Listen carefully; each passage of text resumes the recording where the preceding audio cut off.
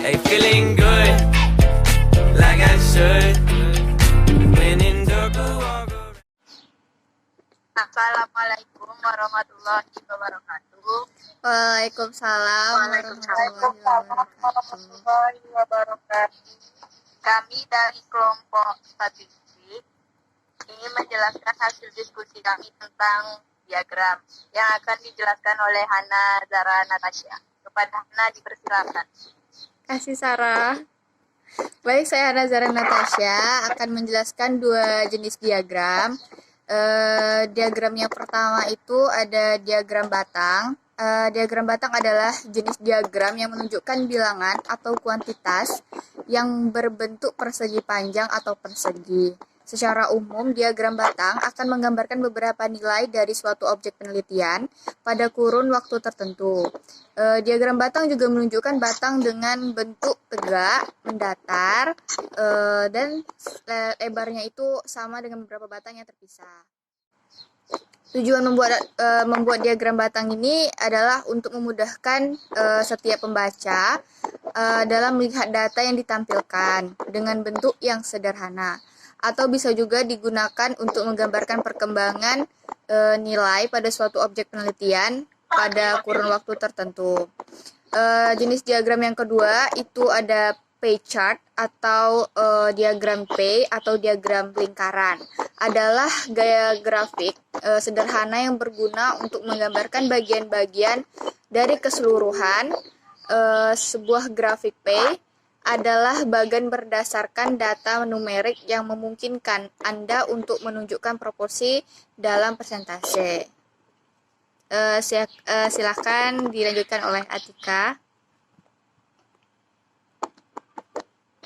Yang ketiga, saya akan menjelaskan atau menyambung dari penjelasan Hana tadi.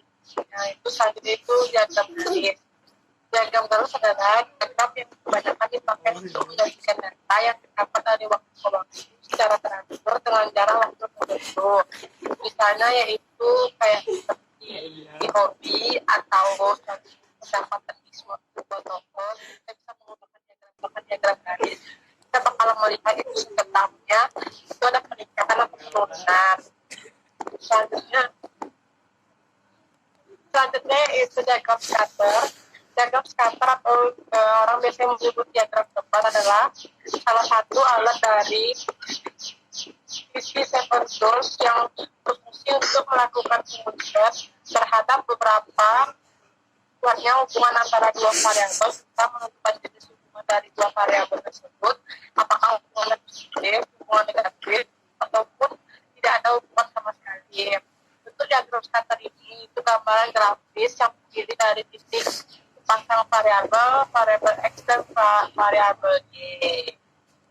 Misalnya kita bisa menghitung seperti hubungan antara kecepatan mesin dengan kualitas produk, terus hubungan antara jumlah tenaga kerja dengan output yang dihasilkan.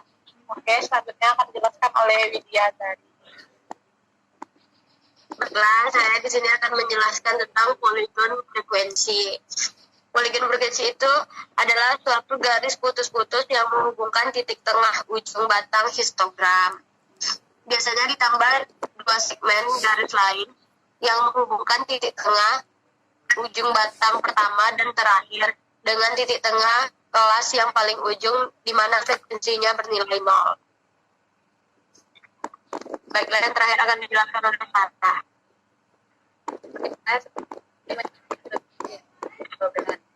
Diagram itu adalah diagram yang ringkasan dari sabaran satu data. Dia itu sama aja dengan 6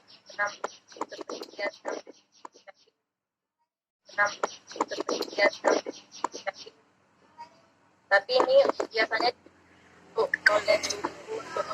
melihat data siswanya biasanya ya sekolah akan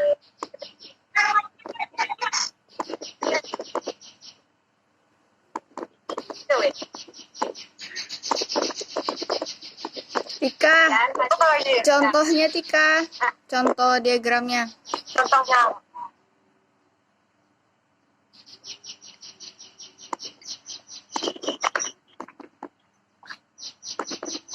Ini contoh dari diagram yang kami buat, yaitu kami mengambil data dari hobi, pertama yaitu diagram garis.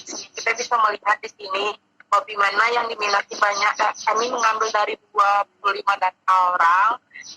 Sini yang paling banyak itu yaitu hobi membaca. Selanjutnya,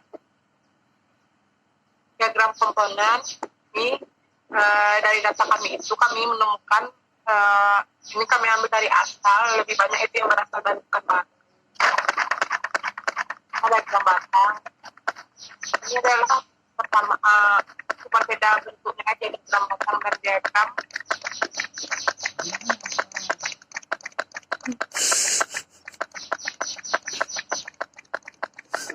Selanjutnya, Sar, silent aja lah, Sar.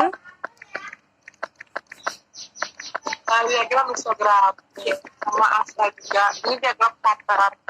Diagram pattern itu perbandingan. Kami di sini mengambil jumlah sama asal. Ya. Ini diagram poligon. Terima kasih. Wah, sekian dari penjelasan dari kami. Apabila ada kesalahan atau ada gangguan, itu maklumin saja. Terima kasih. Assalamualaikum warahmatullahi wabarakatuh. Waalaikumsalam warahmatullahi wabarakatuh. It's okay.